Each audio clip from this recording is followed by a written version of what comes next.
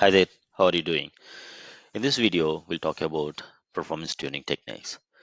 So, firstly, let me talk about performance tuning, right? What it is and why do we need to do it.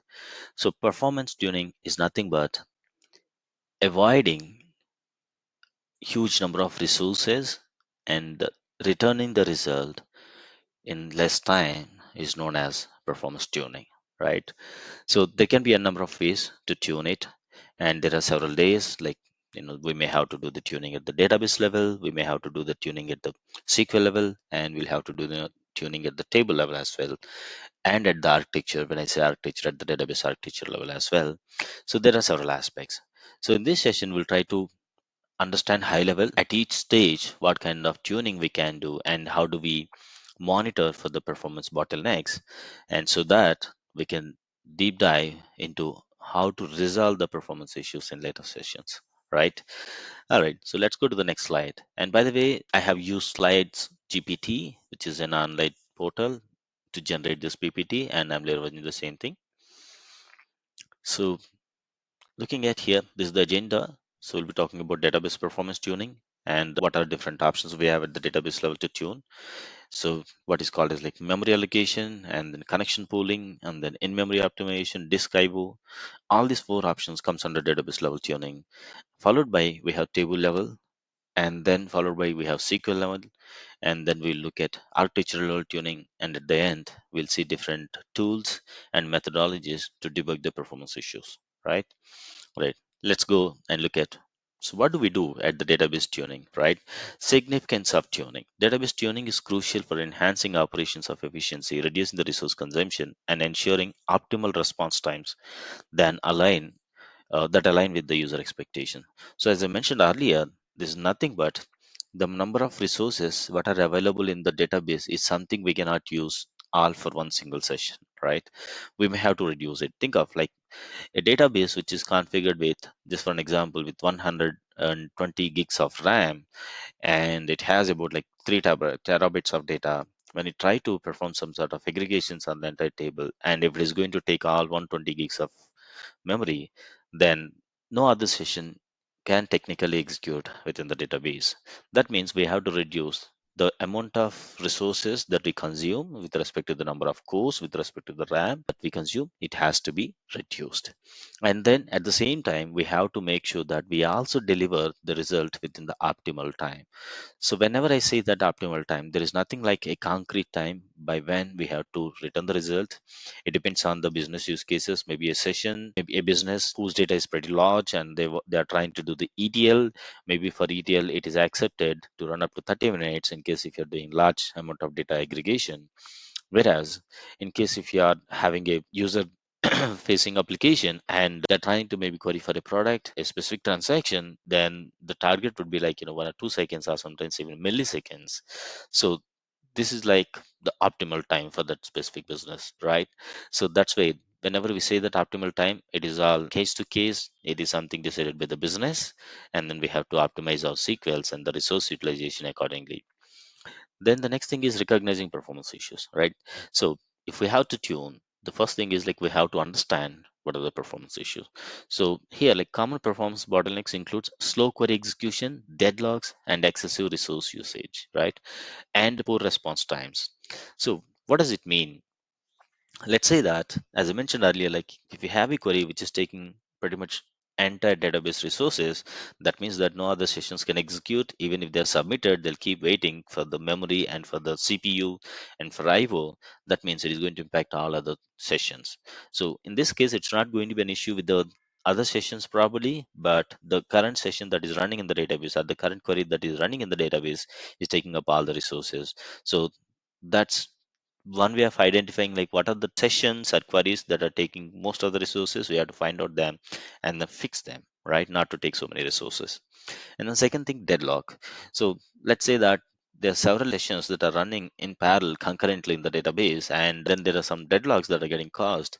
Then obviously every session will keep waiting. So again, this is something not wrong with the session, but probably this is something a session that has inserted the data but that did not commit or updated the data, or it did not commit or some other thing.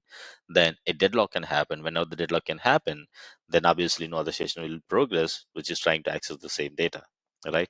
And so this obviously impacts the poor response time. Poor response times is nothing but like these are going to take pretty long time to complete until unless the other logs are resolved, or until unless the other query got completed and releases all the resources so that other sessions can progress, right? And then objective of tuning is the primary aim of database tuning are to minimize latency, maximize throughput, and improve resource utilization. So in this case, whenever we say throughput, the number of sessions that can be run in parallel without any deadlocks or without any issues, we are trying to say that maximize the throughput, right? And improve resource utilization.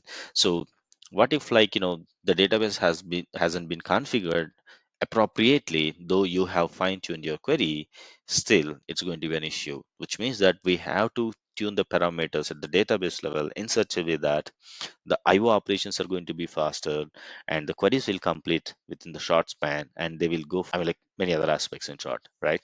We'll start looking at them later on.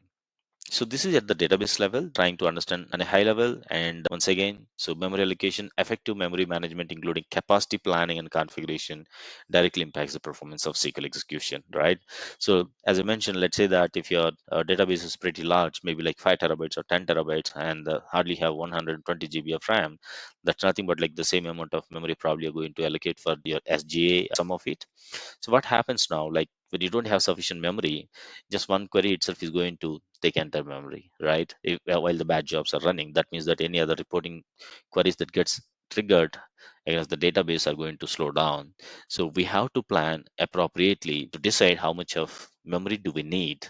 And like even within the memory allocations, once again, we have something like in memory, we have SGA, we have PGA, and it depends on like if frequently OLTP applications are going to interact with the database, then you will need probably more PGA. If you have more number of batch jobs, then you would need more probably like SGA, and then temp space, right? And at the same time, if you have too many users, then you need a good number of resources available in the market, like with respect to cores and all at the server level, right? So these memory allocations are important. And the next thing is connection pooling. So what is connection pooling? Let's say that you're a user, you're trying to connect to the database. So at the back end, there is a session that gets opened against your session at the voice level, and then there is a connection that is open to the database as well, right? So frequently creating the threads or the processes at the voice level is not good for the server, and frequently opening the connections to the database is also not going to be good for the database.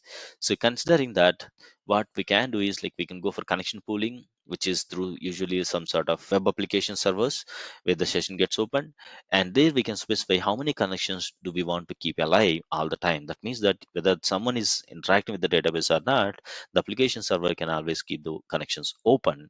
By doing that, you're not going to close and open the sessions or process at the voice level or at the database level. That means you are reducing the number of processes that happens back and forth at the database level and at the voice level, right? So that's something called a connection pooling. So it is important how many connections do we want to keep alive always, and how many connections do we want to extend whenever we exhausted the initial number of connection pools, right? And at the same time, there is something called like different applications will need different number of connection pools. It's not like every time every application requires the same amount of connections. Maybe like a OLTP application requires probably 1,000 connections, whereas a batch job related application and an ETL tool probably will require like 500 connections. So it is not necessary that we have to allocate equal number of connection pools to every application, right? So we have to plan appropriately how many connections are we planning to use for what application. And then in memory optimization, so this is something very important. Let's say that like there is a reporting system which needs the data in sub-second latency, but it's not a OLTP application, it's a proper reporting system, and they want to do some sort of analysis against the whole data that is available in the database, or in the, I mean, not in the table. Then probably like reading the entire data from the disk into the SGA and then trying to do the aggregations is going to be costly operation.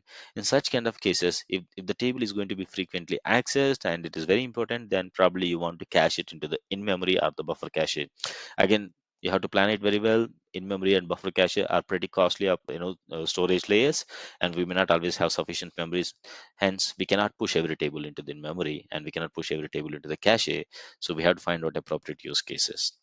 And then parallel execution. So employ parallel execution strategies to distribute workloads efficiently across available CPU resources, enhancing data processing speeds, especially for large queries.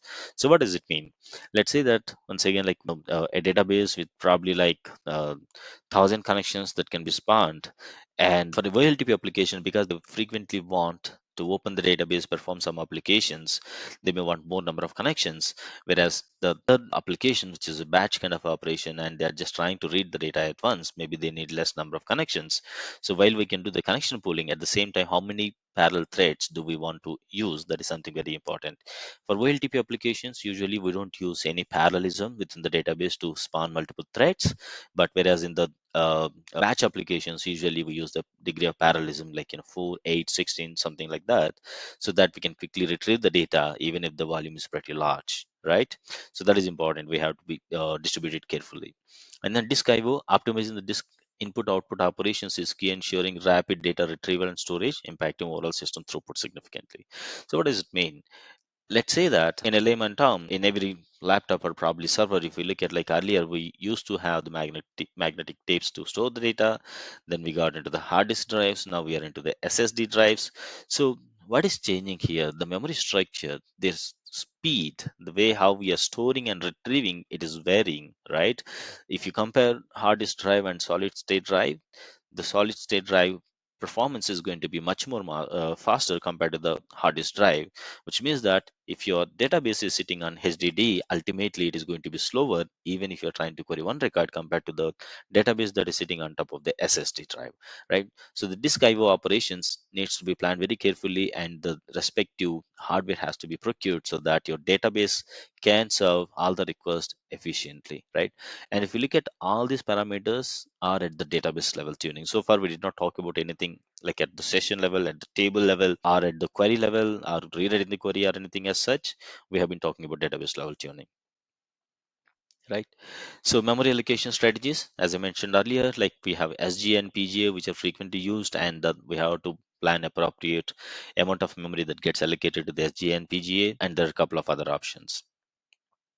You're going to the next slide. So we discussed about connection pooling techniques, like reduce connection overhead, nothing but like frequently opening and closing the connections, optimizing the session numbers, and then database resident connection pooling. All these are to do with the connection pooling itself, which is something a DBA has to set up and configure appropriately so that the database will serve and cater any number of requests without having any performance issues at the database level. Then we have something called in-memory optimization. So as I mentioned earlier, enabling Oracle in-memory, which is nothing but like Oracle has a specific feature called in-memory, which acts like a columnar database internally. And whenever you store the data, if you want to retrieve like probably 10 columns data instead out of 100 columns in a table, then probably it's going to read the data from those 10 columns itself, which means that the amount of memory what you're reading is going to be less. And at the same time, because it is in memory, which means that it is not going to be stored on the, it is not going to read the data from hard disk or from the actual data file. Instead, it is already in memory, which means that you are reducing the IO. Instead, you are going to use the data for further processing or transformations, right? But it is costly operation. We may not always have sufficient memory to allocate for in memory, so plan it wise. So memory allocation for columnar, it is kind of like Oracle in memory. They both are going to work together, and then compression options. It is very important. So often in the databases, if we see it, like sometimes the table spaces will be running out of the memory, or when you have too much of redundant data in your database, and the table size keeps growing to like probably gigabytes or even to the terabytes, then reading such kind of redundant data is going to be costly operation, because the number of blocks where the data has spawned for that particular file, for that particular table, is going to be really large. So obviously you'll end up reading too much of data. That means your operation of IO is going to be much slower. In such kind of cases, by compressing the table, you are going to reduce the amount of space that you are taking on the data file, on the like the number of blocks what you are reading, and storing in the database file, that means that obviously your retrieval operations are also always going to be faster, right? So we have to adopt the proper compression options, like we have compress for query high, compress for query low, and then there is an advanced option. And these are something that are supported by Exadata, which is again, nothing but an Oracle database, but it comes with predefined hardware. Even the regular databases also support some sort of basic compressions. Always leverage the compression techniques so that you can reduce the amount of space what you're taking on the database for a table, and also you can also increase the IO time because you're reading the rest data at a table level, right? Then disk IO. So this is something we already spoke about. But one thing I want to insist is that, like, NFS. So usually what happens is whenever we create a database, usually, I mean, the server where the database has been installed, not necessary to have terabytes or petabytes of hard disk or storage layer on the same box. Instead, there can be several number of boxes. They all are part of the same cluster, and the persistence is called as NFS layer. It's a kind of storage what is used often with the databases, Oracle database explicitly. So by doing this, what we do is, like, whenever we create a table space, we say that store the file on the NFS server, which is tightly integrated and associated with the database server, which means that whenever you want to read the data, actually it is not reading on its server. It is going to the other rack or the machine or the hardware, whatever you call it as, where the database file is located. From there, it is going to read the data, right? So using appropriate, server type like NFS, ZFS, and all is also going to impact your database performance, right? In this case, it is suggested that you have to use probably like NFS, which is going to drastically improve the performance instead of ZFS servers. And then this is very important, usually often decided by the developers or the architects, and it can also be suggested by the DBS as well at times, right? Table level tuning. This is very, very important. Being a developer, we have to be familiar with. So what can we do at the table level, right? Storage parameters. So if you remember, like one of my previous session when I was talking about different parameters while creating the table, there were two parameters. One is like PCT free, which is nothing but percentage free, and then the we have something called init trans and max trans, nothing but like initial transactions and maximum number of concurrent transactions we are referring to here. So what are these parameters, right? So PCT free is nothing but percentage free. That means that how much of space in each block you are reserving for your future operations, which is nothing but like you have a row of 300 columns. Probably you're going to insert the data for 200 to 50 columns, and there are like another 50 to 100 columns into which like you're not going to insert the data. Maybe it doesn't come from source or for some other thing, which means that it is going to have the null values. In case if you don't leave any memory reserved for future operations kind of few updates, then what happens is whenever you try to update the data will have to be rewritten into another block, which means that internal to the database, the row has to be moved from one block to another block. Or if there is no sufficient size of the block, then it will create a row chain. So this is something again I have explained in a separate video, row chaining. So row chaining will form either moving the row from one block to another block, or forming a row chain is going to degrade the performance of your select statements or update statements later on, right? Hence, we always have to figure it out. What should be our block size, and out of which how much of the memory do we want to reserve for future operations, so that in future we can always go ahead and update, and it doesn't require to migrate the row or move the row from one block to another block, right? And the next thing is like initial transactions and maximum transactions, which is nothing but like how many transactions are how many concurrent sessions that can access the table in parallel, right? If I say that a table can only be accessed by 10 parallel sessions, that means that what if like 100 customers are trying to do 100 operations and they all are trying to hit the same table, even for select, it's going to slow down the performance, and the sessions are going to go into waiting state, right? Hence we have to configure appropriate number of transactions, like by using init trans and max trans parameter. And then we have something called extents.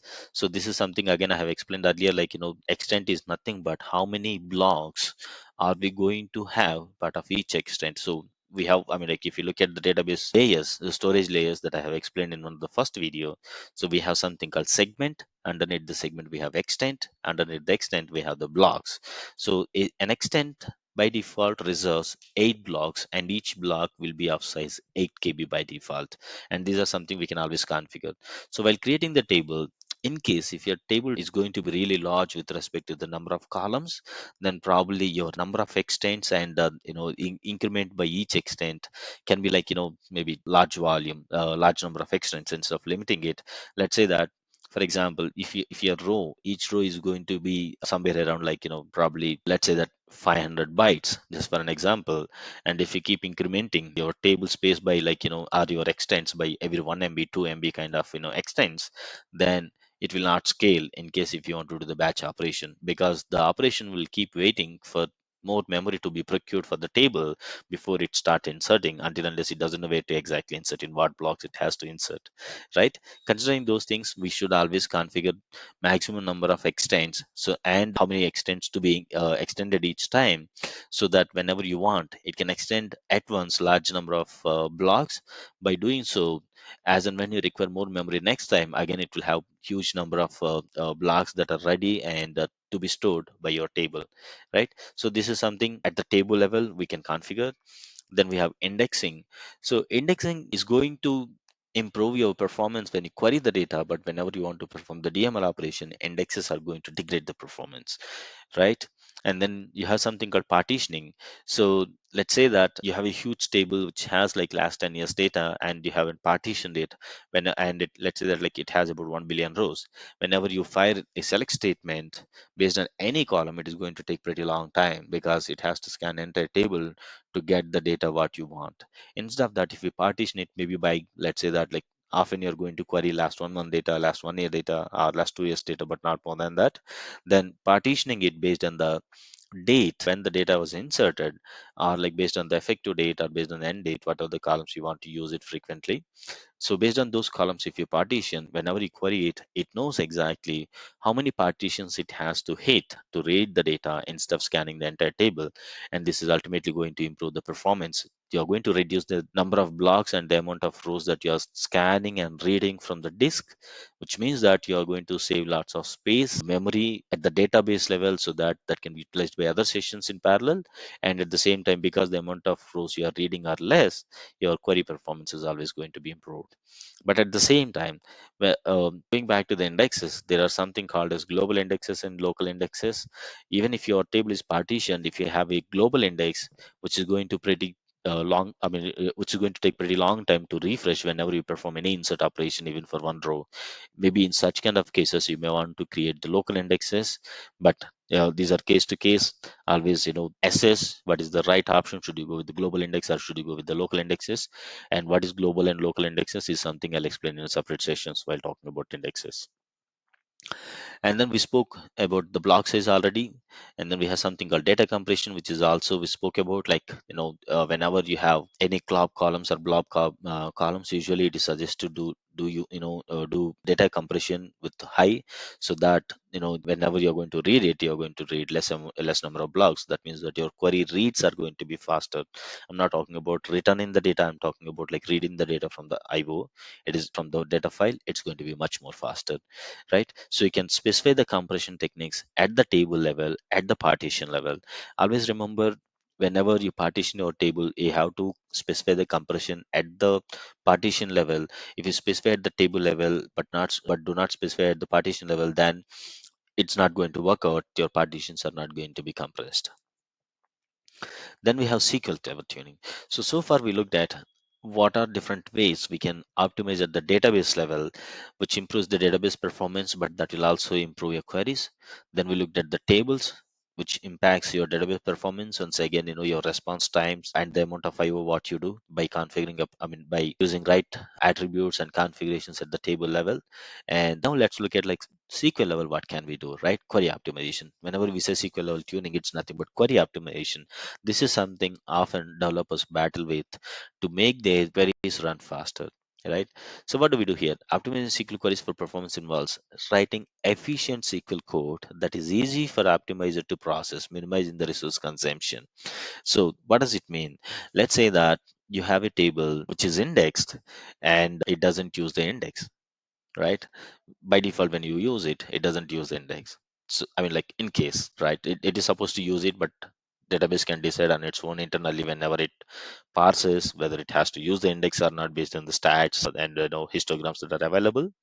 So in case if it doesn't use, that means that your SQL is not going to perform well. Or let's say that you have huge number of rows in a table, but then you're going to hardly get 50 rows out of it and then join with another table.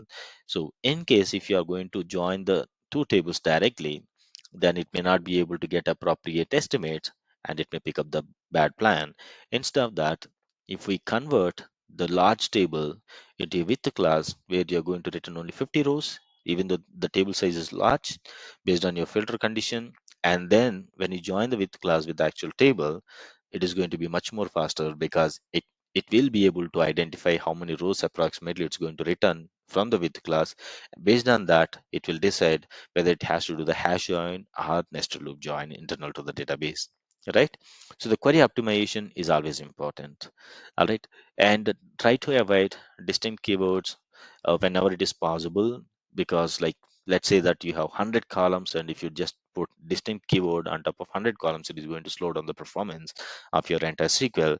So you have to assess it only when it is really needed, then probably you have to use distinct keyword. However, there are alternative options. Probably we can go with like row underscore number or group functions, nothing but like aggregate functions, so that it can make it faster. It has been proven that like when you go with the window functions or the group functions, they work much better than distinct operations. Then the next thing is hints. So as I mentioned earlier, let's say that you have an index on a table and then the SQL is not using the indexes. Then what you can do is you can specify the hint index, and then you can specify what index has to be used from our table. By doing that, you'll be able to force the optimizer to make use of indexes and then make the operation faster. But do exercise always. Often the index range scans may not be performing better. Sometimes because the table has the index, it will try to leverage the index, but the amount of volume what you're returning is much larger. In those kind of situations, maybe you want to do the hash joins and stuff, nested loops. Whenever you do the index range scans, usually go for nested loops. So if you want to process large volumes, you have to use hash join. If you want to use the hash join, then you should not be doing the nested loops, right? So if it is going to hit the index, then obviously to go for nested loop. In that case, again, you may want to add a hint to perform hash and instead of nested loops, right? Then bind variables, very important thing. So bind variables are good for certain cases and bad for certain cases. What do I mean by that? Let's say that whenever the volume what you're going to process, of a given SQL, maybe with few filter conditions different. Let's say that like you want to retrieve employees data, and maybe like you have an employee who has got 1,000 people reporting to him, and you have got an employee who where like only two people are going to report to him. And if you try to use the bind variables, then what happens is it will always use the same plan, a plan which works best to retrieve two people's data will not be good when you want to retrieve 1,000 people data, right? So when you use bind variables, what happens is it will always generate the same SQL and the same plan. It will always try to leverage the same plan, but it doesn't know that how many records it is going to retrieve because it goes by the same plan. As I mentioned, so this is downside of it. When you have unequal number of rows that are getting returned on top of a column whenever you filter, then bind variables are bad. However, bind variables are also good when you know that how many rows are going to be returned from a SQL, always irrespective of what filter you pass on a given column, right? So in those cases, bind variables are good. Once again, you have to exercise this, understand. Usually, whenever it comes to LTP applications, bind variables are very good. You're going to save the time of parsing and then generating the plan and then executing it in the database. And at the same time, sometimes you may want to do the baselining and all. If you don't use the bind variables, if you use the session variables, then they may not perform well and you'll not be able to baseline or creating the profile. Hence, we will have to use the bind variables so that they will always generate the same plan and at least the same SQL will be generated. Even if different plan gets generated, you can find out one other plan and you can baseline it. The next thing is avoiding anti-patterns.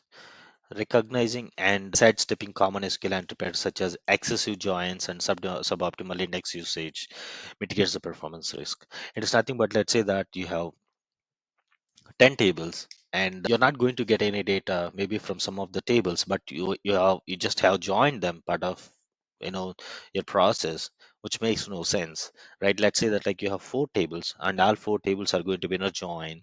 Maybe like you are not getting the data from any of these tables, and your query is not directly dependent on any of the tables, then probably you should avoid them instead of joining them, so that you can save the amount of IO what you do in the database, number of joins what you're doing is going to be lesser. That means that your job is going to perform much faster, right? One last thing that we have to be very cautious is statistics collection. So what does it mean? Statistics collection is nothing but like whenever you insert the data, delete the data or update the data, database, I mean, you have to update your database structure, that like where the data has been stored, how many places is the data getting stored, right? How many blocks have been consumed.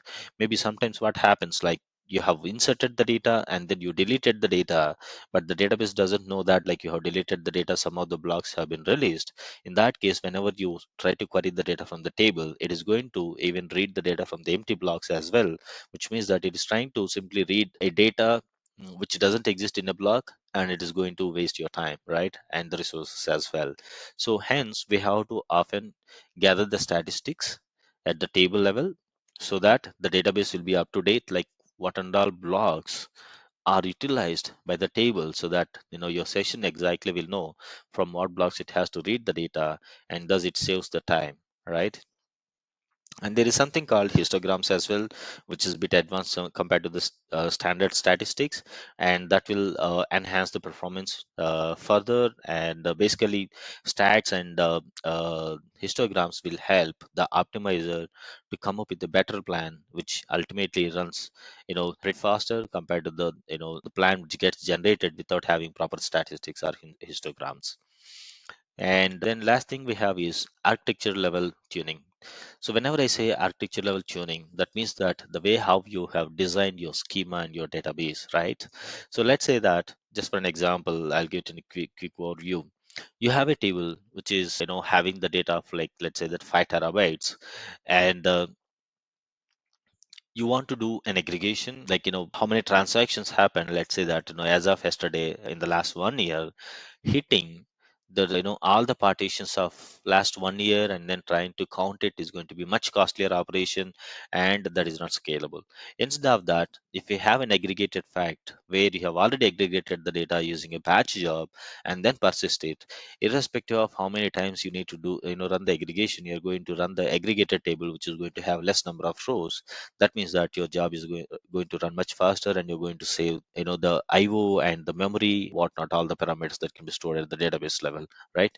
So this is something very important, right? And then data archiving practices. What if you have a table which is pretty large, maybe like it's going beyond 10 years of old data, and which is not needed for any reason? It's better to offload such kind of data into some magnetic disk, which are like deeply archived, and you don't need it. Which means that like ultimately you're going to save the space on your current table space. By saving this, like you can accommodate all the latest rows and get them stored into the same data file, right? Likewise, at the architecture level, at the database level as well, you will have to carefully think through what is the best way to store and retrieve the data, and what kind of aggregation you have to do it.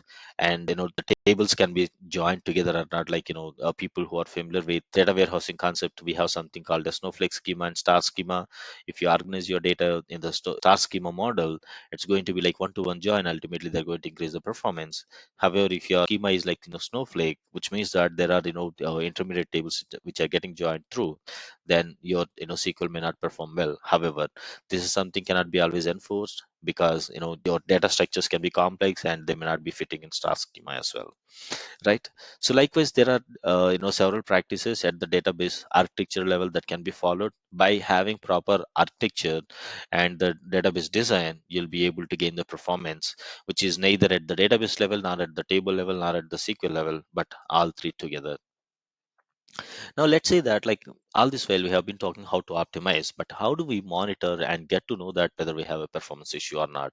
If we have a performance issue, how do we monitor whether this is something caused by the database because we don't have the resources? This is something caused by the table parameters, the way how we have set it up, the way how the SQL is written, or because we have a bad structure. How do we know this, right?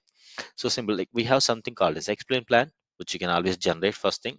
So by generating the explain plan for a SQL, you can get to know what are different operations it is going to perform and whether it is doing nested loop, hash join, sort merge join, what kind of join, if there are any Cartesians, even that will be displayed, and it will also show you approximately how many rows it is expecting to return, and how much of IO it is going to perform and whatnot, right? All these parameters will be displayed. By looking at that, probably you can judge whether the plan is good or not. And then in case if it is not good, then probably you can look at whether you want to rewrite your SQL, whether you want to create an index or not. So this is something at the query SQL tuning level, generating the explain plan will be helpful. However, there are something called as AWR reports and monitor reports, session monitor reports.